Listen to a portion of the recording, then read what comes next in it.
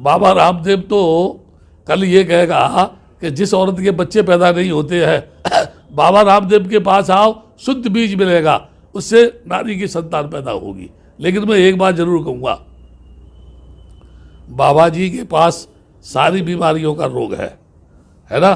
तो उन्होंने ये कहा था कि काला धन लाना चाहिए, काला धन लाना चाहिए, जिसके पीछे एक सरकार चली गई।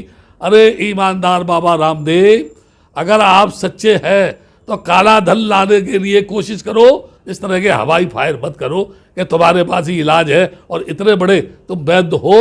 तो अब अपनी जो तुम्हारी आँख टिपटिपा रही है, लगता है कि हर समय तुम आँख मारते रहते हो, उस आँख को सीधा कर लो जो है, तो उससे कल्याण हो जाएगा। और फिर आप ही तो कहते हो कि योग से बीमारी जब ठीक हो जाएगी, और जब योग से बीमारी ठीक हो जाएगी तो मेरे लाल, मेरे बेटे, मेरे पुत्र, तू दवा क्यों बना रहा है, तू तरह तरह के ये चूर्ण क्यों बना रहा है, ये तरह तरह की पेस्ट क्यों बना रहा है। एक तरफ योग की बात करता है, दूसरी तरफ दवाई बेचने का काम करता है। चिंता मत कर, जब भी सरकार बदलेगी तो सबसे पहले डंडा तुझ में ही डालने का काम करेगी। ये मैं चैलेंज से बात कह रहा हूँ। आने वाले समय में होशियार रहो बाबा रामदेव। अब जो है आसाराम बापू की तरह से, रामभट बापू की तरफ से, गुरमीत की तरह से तुम्हारा भी नंबर आने वाला है। आने वाले समय में होशियार रहो बाबा रामदेव। एक ही ऑथेंटिक मेडिसिन है और वो है बाबा रामदेव।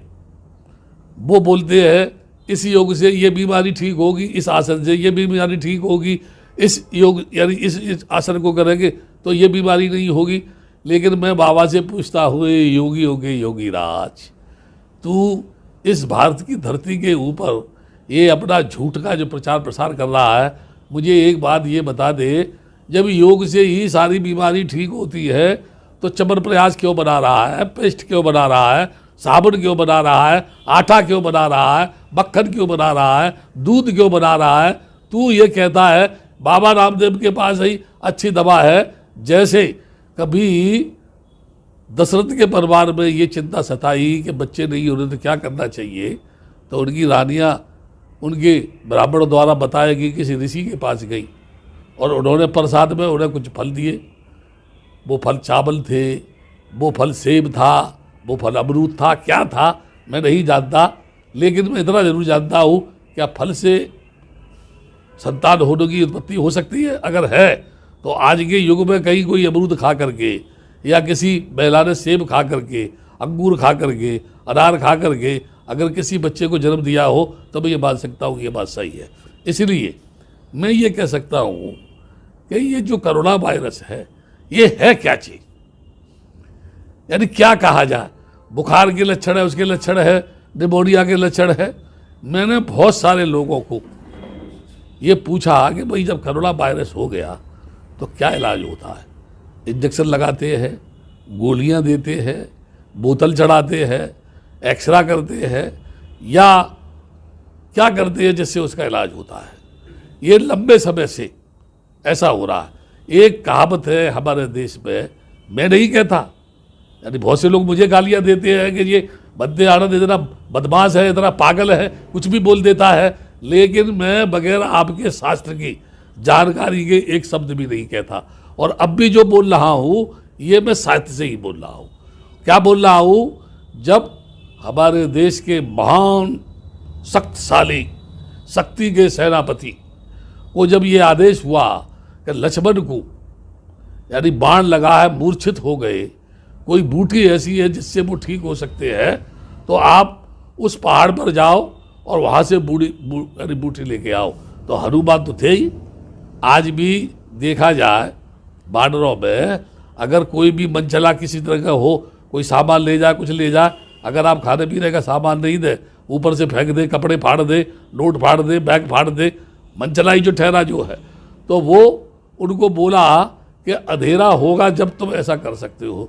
तो बताते हैं, रावण में भी लोग बोलते हैं, उन्होंने कुछ पल के लिए सूर उठा के अपने मुंह में रख लिया। पहला प्रश्न तो मेरा ये है, जो चीज़ पृथ्वी से कई गुनी बड़ी है, वो चीज़ जो पृथ्वी कई गुनी छोटी है, उस आदमी के मुंह में आ कैसे गई, खड़ा कहाँ था, किस जगह था। और दूसरी बात, अगर ऐसा संभव भी है, अरे तो उन्हीं हनुमान से कह दो, हे बजरंग बली, इस कोरोना वायरस को उठा के अपने मुंह में रख लो, है ना, साला वैसे ही खत्म हो जाएगा, जड़ से ही खत्म हो जाएगा, पता ही नहीं चलेगा कहाँ गया। एक प्रश्न तो ये। दूसरा प्रश्न मेरा ये है कि जब लोग क्रिकेट खेलने जाते हैं या कोई भी बाहर ओलंपिक गेम होता है तो हमारे देश में यज्ञ होते हैं, सैकड़ों मन घी जलाया जाता है, बड़े बड़े यज्ञ होते हैं, मंदिरों में घंटे बजते हैं, देवी देवताओं की आरती उतारी जाती है, बाद में बजाय ट्रॉफी लाने के वो अप्पू लेके लौटते हैं, वापस खाली हाथ आ जाते हैं। इसलिए मैं ये कह सकता हूँ, क्या कोरोना वायरस को ख़त्म करने के लिए कोई ऐसी आरती है, क्या कोई देवी देवताओं का यज्ञ है? और फिर हमारे देश में तो 33 करोड़ देवता है और वो इतने शक्तिशाली है, कोई काम नहीं करते हैं। अगर कोई गलती से उनका नाम भूल जाए, अगर किसी के पेट में घुस गए तो दर्द कर रहे हैं और कह रहे हैं तूने मेरा नाम नहीं लिया है, देवी नाराज हो गई, मुर्गा काट के सड़ा जब तेरे पेट का दर्द बंद होगा, या ऐसा कर तब तेरे जो है नींद में जो यानी जो भूत दिखाई देती है दिखाई नहीं देंगे।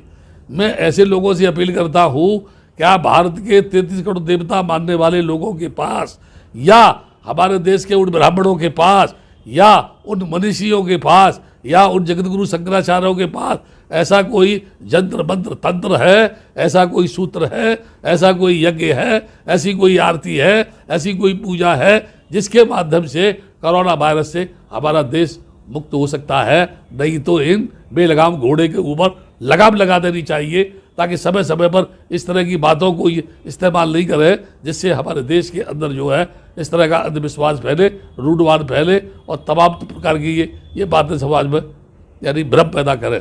भगवान बुद्ध ने कहा है, purifications of mind, purifications of speech, purifications of body. अगर हम शरीर से शुद्ध हैं, अगर हम वाणी से शुद्ध हैं, अगर हम मन से शुद्ध हैं, तो हमें कुछ भी नहीं हो सकता। क्योंकि काया के रोग, अगर हम शरीर को जानते हैं तो उससे काया के रोगों से बच सकते हैं। यदि हम मन को जानते हैं तो मन के रोगों से बच सकते हैं। यदि हम जो है वाणी को जानते हैं तो वाणी की बीमारियों से बच सकते हैं, जो लड़ाई झगड़े होते हैं। भगवान बुद्ध ने तो कहा कि बगैर कारण के कोई कार्य नहीं होता। तो एक तरफ जब ये कहा जा रहा है कि ह्यूमैनिटी बढ़नी चाहिए, इससे जो है कोरोना वायरस रुक सकता है, तो हमें अपनी ह्यूमैनिटी बढ़ाने के लिए, अपने आप को समझने के लिए, अपने मन को समझना चाहिए, उसके लिए ध्यान करना चाहिए, उसके लिए विपස්සना करनी चाहिए, उसके लिए हमको आनापान पर ध्यान देना चाहिए, उसके ऊपर हमें शरीर के उस पर पूरे यानी गतिविधियों में ध्यान देना चाहिए, जिसे हम बिहार कहते हैं। तो निश्चित रूप से हम कोरोना वायरस से बच सकते हैं। अलबत्ता तो ये अफवाह है जो लोग समय समय पर फैलाते रहते हैं। और जहाँ तक ये जो मुंह पर मांस बांधने की बात है, मैं तो ये कहूँगा, मैं तो इसको भी नहीं मानता। क्यों नहीं मानता? अमेरिका के राष्ट्रपति ने ये कहा है कुछ भी हो जाए, लेकिन मैं मांस बांधने के लिए अनुमति लोगों को नहीं दूंगा। क्या मांस बांधने से बीमारी नहीं होती है? 24 घंटे आदमी मांस बांधे रहेगा, खाना खाते समय खोलेगा, सोते समय भी बांधे रहेगा और चलते समय भी बांधे रहेगा, तो इससे भी इस मुंह पर ऐसे दाग बन जाएंगे कि दूर से आदमी हनुमान दिखाई देगा। इसीलिए लोगों से मेरा ये कहना है, अपनी सफाई रखो, हाथों को धो लो। लोग बोलते हैं तो मैं क्यों मना करूँगा? सरकार चिल्ला रही है, सभी अधिकारी चिल्ला रहे हैं, तो भाई हाथ धो लो। हो सकता है हाथ के माध्यम से बीमारी पहुंच जाती हो, मुंह धो लो या अपने पूरे शरीर को धो लो, पूरे कपड़े धो लो। मैं तो ये कहता हूँ कोई ऐसी मशीन बने कि मशीन में घुस जाओ, बटन दबाओ और ढहा करके निकल के बाहर फिर आ जाओ दूसरे कपड़े पहन के और घूमो। लेकिन ये जरूर कह रहा हूँ, मानसिक कमजोरी ही हमारी बीमारियों का केंद्र बिंदु है। इसीलिए हमारा मन, वाणी और शरीर पवित्र होना चाहिए। भगवान बुद्ध ने कहा है, जिसमें ये बात होगी वो रोगों से ग्रसित नहीं होगा।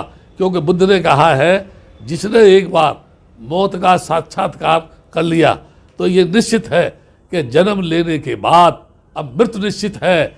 चाहे हम दबा करें, चाहे हम नहाएं, चाहे हम गंगा में घुसे, चाहे हम कहीं भी जाएं, जमीन में घुस जाए, आसमान में चले जाए, सर्जरी करा लें, जिंदा रहने की गोलियां खाएं, तमाम तरह के इंजेक्शन लगवाएं, उसके बाद भी मरना है, मरना है, मरना है।